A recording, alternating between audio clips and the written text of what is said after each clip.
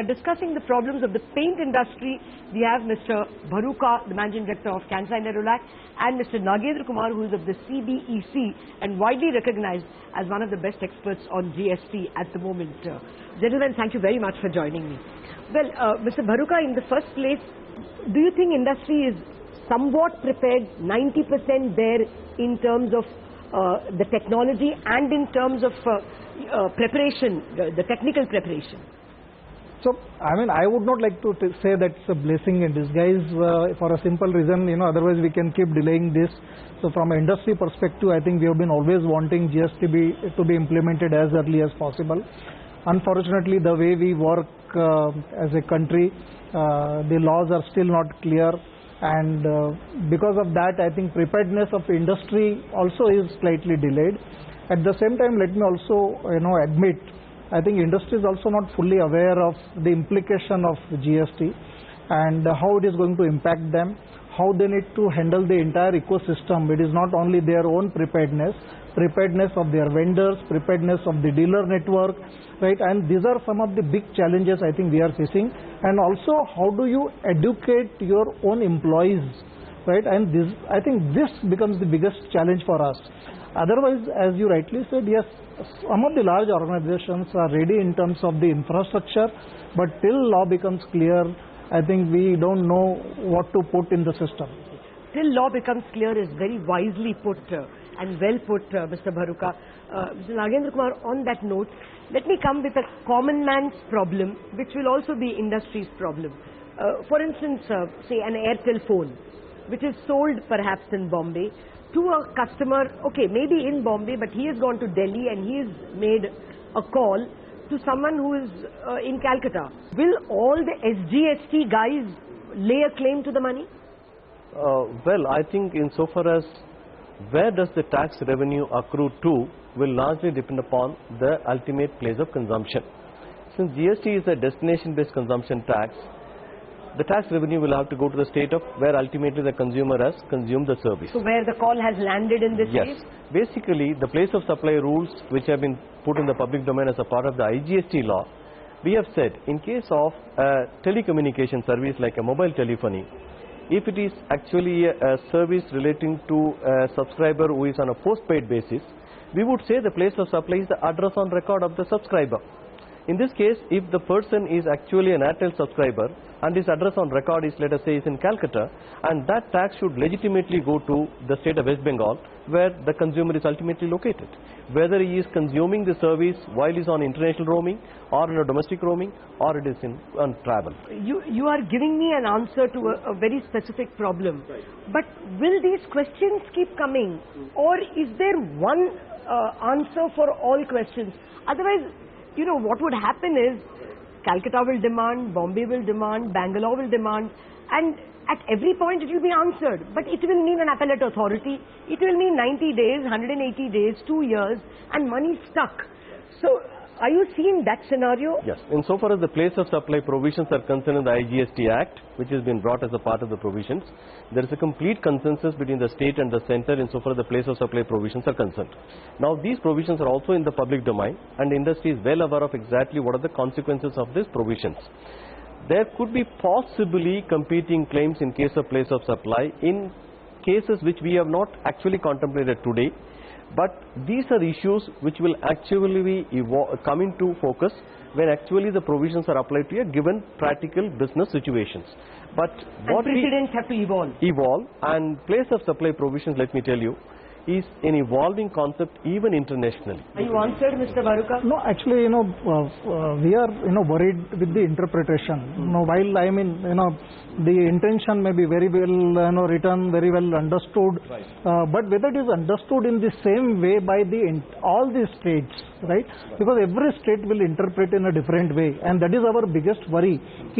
As you rightly said, there would be a dispute at every stage, and then how do you handle it? And even industry is not very clear as of now. So if industry is not clear and the state interpretation is different, then I think we will end up with a lot of disputes, and that is the biggest worry we have. We are now perhaps 3 months ahead of implementation of GST, and we are not clear how it would be interpreted. Okay. Mr. Bharuka, you spoke about training your staff. is there any thought given to training the informal units you handle? It is possible that a supplier of a small tin or a lid or a printing of, the paper, there could be small industries that you are in touch with. They may not even have a chartered accountant or a tax consultant as of now. Have you all thought of that, or will you just say, I am going to the formal units to avoid problems? No, I think if we take that attitude, then we will suffer. So certainly this is one of the very important agenda on our book, and we have already started working with our vendors. In fact, we are calling for a vendor conference purely on a GST. How do we teach them what they need to do? Maybe they are aware, maybe they are not aware, but we need to tell them. We need to work with even our dealer network, how they will handle. But as I said, till we are very clear about the law, how do you conduct this conference and how do you inform them? But we are very clear, we need to educate every one of them who deal with us. Okay. Do you think state VAT commissioners are technically equipped, or will they create disputes rather than solve them? In fact, to tell that the states do not have any experience in services is not fully correct. Today, state VAT administrations do levy tax on entertainment sector, luxury tax, and even on short stay accommodation, etc., admission to amusement parks, etc. They do have experience in administering taxes, but administering services in a manner in which the GST will mandate, yes, they require to be adequately trained, and we have, as a part of the GST capacity building within the organization, we have trained around 30,000 VAT officers in the model GST provisions along with the central government officers. This training program has been conducted over a period of 4 months. The state VAT officers have been trained on the place of supply provisions. Additionally, I think the legislation what we have placed in the public domain, there will be a lot of training modules will be developed. In fact, e-learning modules are being developed, and taxpayer education guides will be provided. I think we look at that. I think the state VAT authorities will be completely equipped to tax even the services, whether it is within the state. I think they should be in a position to do it. One of the advantages until now, even with that, was that you had these large taxpayer units. So a top 100, 200 of them were not visited by state officials and central officials. Will the large taxpayer unit practice continue? Well, I think the Central Board of Excise and Customs experimented by establishing the large taxpayer units in the country from the year 2006 onwards. The experiment has borne good results in places like Bangalore and Chennai and Mumbai. No doubt, a concept like this, where under one single window the taxpayer is being provided all services, would definitely benefit in the post-GST regime as well. But we need to keep it in mind that the GST is going to be levied at two government levels, one at the central and at the state level. While a large taxpayer unit at the central level could be a single point interface for the taxpayer, the fact remains that if that large taxpayer has got establishment in different states where they have to pay the SGST tax, perhaps they may still have to report to the concerned tax authorities in the state. So they could get visits and questions from states as well. It is possible, but I think so far as the center is concerned, I think it could provide a single window facility irrespective of the location where they are assessed to the CGST across the country. Not a very satisfactory answer, Mr. Bharuka. No, what we are saying is because the debit and credit will get reconciled, and if it gets reconciled, why we even need an audit?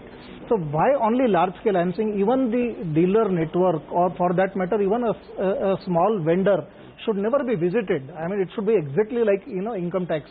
When we are saying 5% scrutiny will be conducted, but even 5% is a very large number on a very large base, right? Because a lot of informal sector will become a formal, so the base is going to become a larger.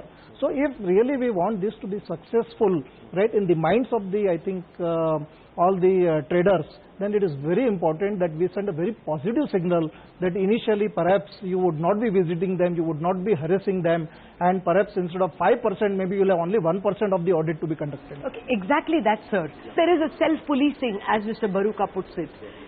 Will we see that being adopted, that industry is in self-policing mode, so visits will not at all be resorted to, at least for the first year? In fact, if you look at exactly today, the taxes being administered in the country, be it customs duties or excise or service tax or VAT, they're all self-assessed tax. The taxpayer themselves assess the liability, claim the entitlements like input tax credit, etc., and pay the net tax liability. In the post-GST also, the self-assessment is going to be the mode. Additionally, since invoice level uploading is going to happen with regard to the tax paid at the supplier level, which is entitled to the credit at the recipient level, and that gets matched in the system automatically, such verifications will be absolutely not required in the post-GST regime. You are prepared for that? You Yes. will not visit? To that extent, I think the verification through audit or scrutiny will come down. So this is going to be definitely going to be a taxpayer convenience. Additionally, the audit as on today, what we are looking in the GST is going to be risk-based. There is going to be the selection of the taxpayer for audit would be basically dependent on the empirical data which the department already has processing. Yes, as you rightly said, in the initial period of rollout of GST, since a lot of hand-holding will be required and the taxpayer need to be educated about his entitlements and also the liabilities, I think the department could look at administratively a solution wherein too many audits may not be ordered in the initial period, and also the enforcement provisions could be kept at a lower rate so that the taxpayer is getting adjusted to the new tax A certain system. leniency. Yes. Thank you very much, Mr. Bharuka and Mr. Nagendra Kumar. Thank you.